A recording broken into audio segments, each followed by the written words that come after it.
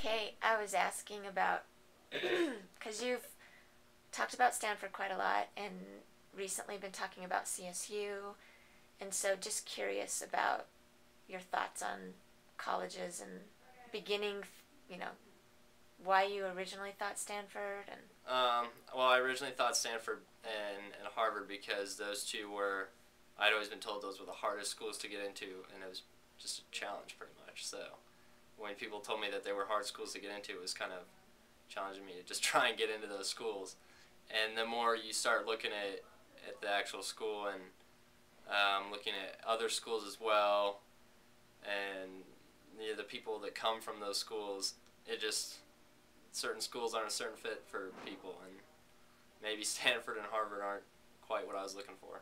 so you brought up Mines, and Mm-hmm. what intrigues you about Mines?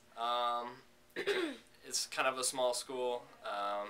I really like Colorado. There's a lot to do in Colorado, and their engineering program is pretty good, and that's something I've been looking at lately too, just because of Isley and calculus, and he's really got me liking that, and it's really not that difficult.